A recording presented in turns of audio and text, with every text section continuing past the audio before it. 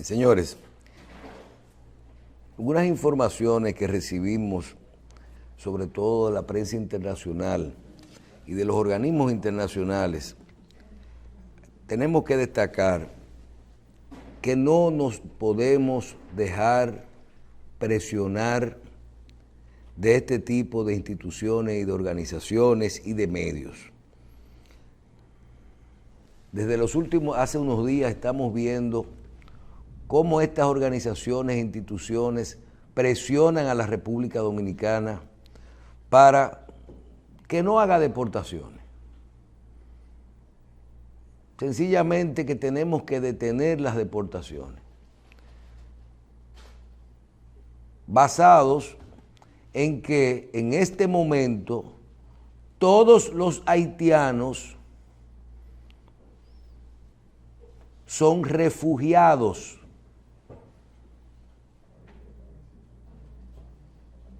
Y todos los haitianos no son refugiados. Y la condición por la que los haitianos están en nuestro país no es la de refugiados. Porque esos millones de haitianos que están en nuestro país no están aquí hace un mes.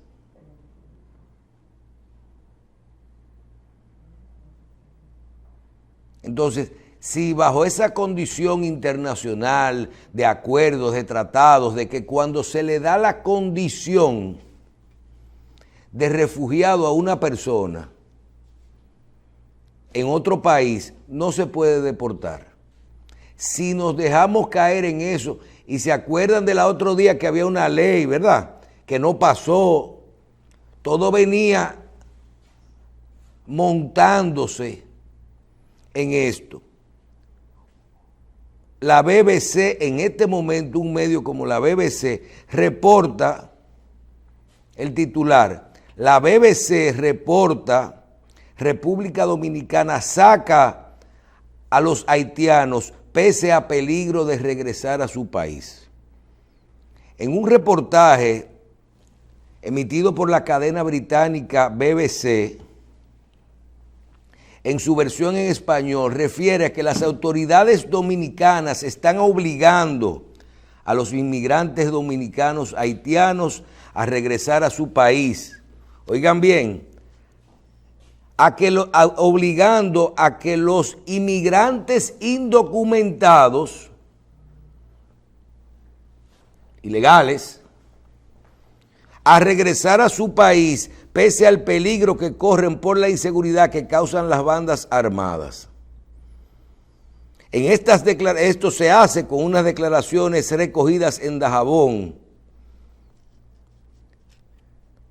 de que la República Dominicana, al detener los haitianos, los envía de regreso a una nación sumida en crisis humanitaria más aguda desde el terremoto del 2010. Que mató a cientos de miles de personas. Oigan cómo se vincula los muertos del terremoto en una noticia internacional de que de la fecha y que los indocumentados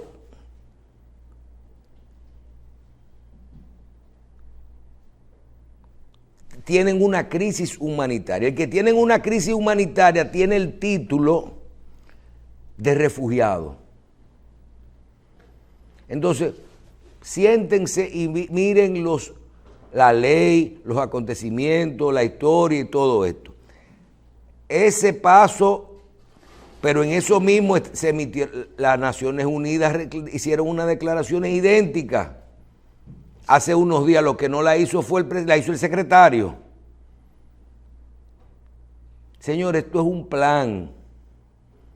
Esto es un plan. Ahí salió ayer o antes de ayer un artículo que aquí hay 400 y pico de ciudades que se han determinado que son de haitianos aquí en el país. Y eso es nuevo. Nuevo es que nuestras autoridades lo que tienen que hacer es, de migración, ir a todas esas comunidades y a todas las construcciones y a todos los lugares donde están los haitianos de verdad, y decir, los indocumentados se van. Demasiado hemos hecho nosotros con una política light de tener una camiona en las esquinas y en los medios de transporte. Ven acá, póntate ahí si tú no tienes papeles. Si nosotros estuviéramos una política de repatriación real, ahí sí tuvieran problemas, porque hay un detalle, no más de un 10% de los haitianos que están en este país están de manera legal. Entonces, yo creo que hay que estar bastante claros con esto. Vamos a prestarle atención. Vamos a prestarle atención porque ya son los medios, fueron las Naciones Unidas, fueron los organismos internacionales. Y aquí, medios, instituciones de la sociedad civil, partidos políticos, hoy es que tienen que fijar su posición contra esto. Hoy es que tienen que fijar su posición. Nosotros no podemos seguir aquí jugando a que estamos en esto, no. Los haitianos no son refugiados. Para nosotros no son refugiados. No es un país que está al lado de otro y que en medio de una situación atípica se están yendo para otro país. Y si no, vamos a buscarle la placa, la fecha de entrada a todos los que están aquí. Entonces, la razón por la que entraron no es la crisis que tiene Haití. Que no me digan a mí que son refugiados para utilizar el término de poderlo mantener aquí. Nada más nos falta ahora que tengamos que darle agua, luz, teléfono, telecable, educación, más salud y construirle unos campos de refugiados. Eso es lo único que falta. ¿Se acuerdan el otro día con la ley cómo venía eso? Eso es un plan que está todo articulado por los organismos internacionales. Y que hay cosas que la gente se hace de la vista gorda y pasan y ocurren. No es así. No es así. Bien. Otro tema que quería tratar hoy es las grandes reformas que todos los días aquí hablamos de que ya en nuestro país son necesarias. Los intereses económicos, los intereses políticos, la falta de mediación hacen que esos grandes temas no se traten ni que se quieran abordar, porque nunca nadie se quiere hacer responsable de los mismos. La ley de seguridad social,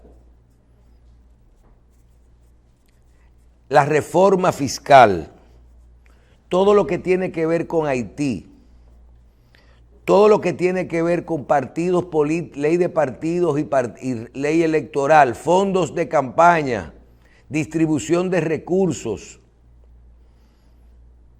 la misma modificación a las elecciones y a la Constitución.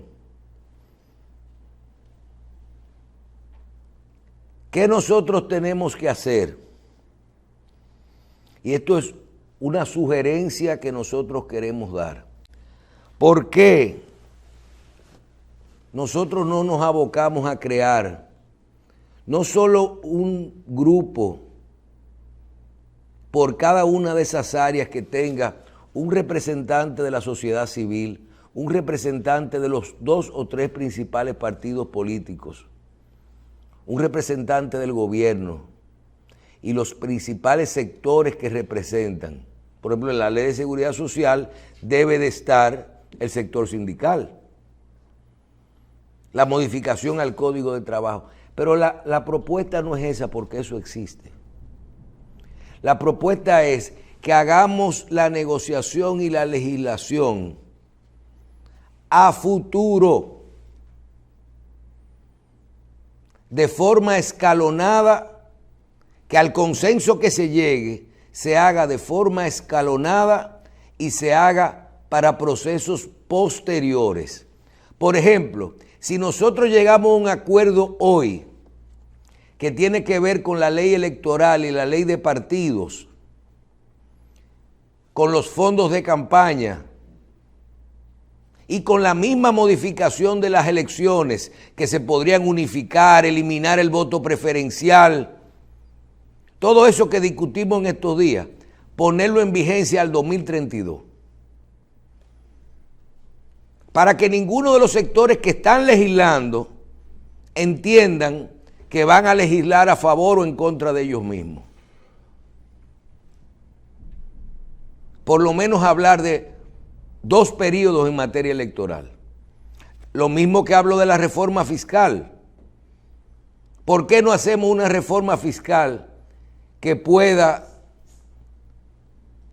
operar, que entre en vigencia de forma gradual, pero que entre en vigencia en el 2028? Y que diga, vamos a eliminar los anticipos. Ahí tiene una propuesta Omar, que debió hacerla antes, para los pequeños empresarios eliminarle, y pymes y MIPYME, eliminarle los anticipos. Que veo también que Claudia Rita, nuestra amiga, hace una propuesta similar. Pero es una propuesta que tú no la vas a conseguir a corto plazo. ¿Por qué? Porque el Estado tiene una dependencia de lo que son estos recursos y nadie va a legislar para no tener fondos para poder operar. Entonces, estos temas, la propuesta es, o la sugerencia es, que muchos de ellos se hagan en forma escalonada y gradual, sobre todo en procesos que no alteren en lo económico al gobierno de turno o al que viene. Y miren que tenemos una buena oportunidad ahora, porque parece ser que de si el presidente Abinader es reelecto, parece ser que no va a optar por un tercer periodo y reforma de constitución. Y yo creo que uno de los principales tapones que tienen todas estas reformas es siempre el interés de que quien está no debe de ser candidato. No importa que su partido vuelva. No importa que su partido vuelva, pero una de las razones es esta. Mira con esto de los debates. Hoy se anuncia como una gran logro de que los 3 candidatos van a debatir. Si estos 3 candidatos debaten, hay muchas cosas que no solo son los temas que ellos van a hacer de propuestas. ¿Cómo tú le vas a discutir al PLD, al PRM y a la Fuerza del Pueblo, los que gobernaron y no pudieron hacer nada con un tema determinado? Sobre todo los que gobernaron mucho. Porque hacer una reforma fiscal todos las han dejado para después. La ley de seguridad social ha pasado por todos. No hemos aprobado ni siquiera el Código Penal. No nos hemos puesto de acuerdo con eso. Entonces, nosotros tenemos una gran cantidad de temas que nuestros políticos no pueden opinar, porque han sido parte del problema. Lo mismo de los combustibles, los impuestos a los combustibles. Ok, es muy bueno cuando tú estás voceando desde los files, pero cuando tú llegas y tú dices, ¿y de dónde yo voy a sustituir el ingreso de los combustibles? ¿Lo voy a sustituir de dónde?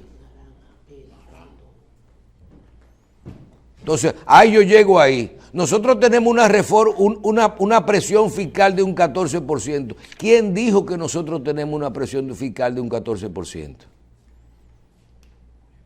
Uno que no paga impuestos. Haga una evaluación real. Aquí hay una clase que paga, una clase media, que tiene un impuesto mucho más alto de ahí.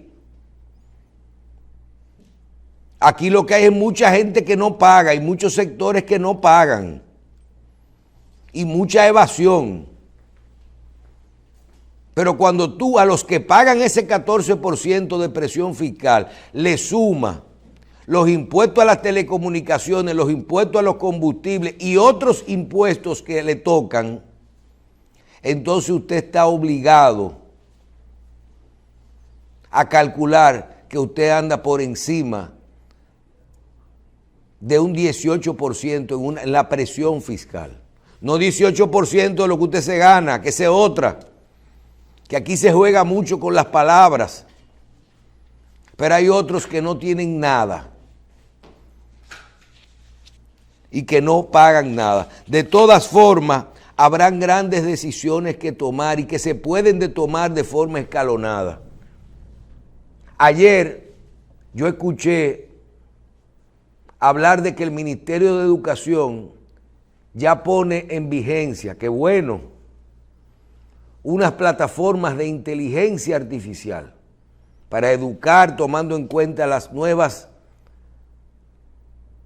tecnologías y el tema de la inteligencia artificial. Señores, vamos a sincerizarnos. ¿Dónde vivimos? Aquí, ¿verdad? La inteligencia artificial, ¿a dónde la vamos a utilizar? La vamos a utilizar para la capacitación, la vamos a utilizar de maestros, la vamos a utilizar para la capacitación de los estudiantes. Pero ya que hay temas que no tenemos que averiguar, todos los estudiantes del sistema necesitan un aula, ¿sí o no? Todos necesitan estar en tanda extendida, que incluya un desayuno, una merienda y un almuerzo. Todos necesitan tener un profesor en cada una de las principales asignaturas. Y esa tanda extendida tiene que llegar a todos los niveles. Entonces, pregunto, ¿dónde es que tenemos que tomar las grandes decisiones? Si vamos a hacer un libro, si vamos a usar una computadora, qué contenidos vamos a tener y quién los va a hacer. Y entonces luego vemos el método para eso. Aquí hay temas tan sencillos como decir, no hay más aumento para los profesores, ni para los médicos, ni para las enfermeras. El aumento normal va en relación igual a los presupuestos y a la inflación. La inflación fue de 2%, de 4%, el salario de los maestros se aumenta todos los años un 4%. Y vamos despachando temas, porque hay cosas que estamos claras. Ahora, no podemos estar hablando de la universalización de la inteligencia artificial cuando nosotros tenemos todavía una discusión el otro día de qué se hicieron con las 15,000 computadoras que estaban en los almacenes, o que si los libros de texto que se hicieron este año están tirados en una esquina. ¿Y usted cree que usted le va a caer atrás a 15,000 computadoras que usted repartió cuando la pandemia? Haga usted su ejercicio suyo y pregunte si la tableta suya que usted pagó con su dinero a usted le dura 2 o 3 años. Porque o se vence, o sale una mejor, o se daña. ¿Qué es lo que se quiere? O cuando tú le das una canasta, una caja de comida en Navidad a un dominicano, tú puedes pasarle un inventario en enero. La gente se la come en diciembre. Vamos a pasarle un inventario a los libros de texto también entonces. y a la jeringuilla de salud pública. Esos no son los temas que debiéramos estar abordando. O vamos a pasar el inventario. ¿Dónde está el combustible que ha comprado el Estado? O se echó en el tanque y se gastó. O se lo robaron o lo que sea. Pero esos no son los temas que debiéramos estar pasando. Y todas esas reformas solo se pueden hacer de forma escalonada y a futuro, porque nadie va a afilar cuchillo para su propia garganta. Nadie va a legislar y a modificar los procesos que hay si lo van a afectar a ellos mismos. Ni los partidos, ni los candidatos, ni los gobiernos, ni los de oposición. Nadie lo va a hacer.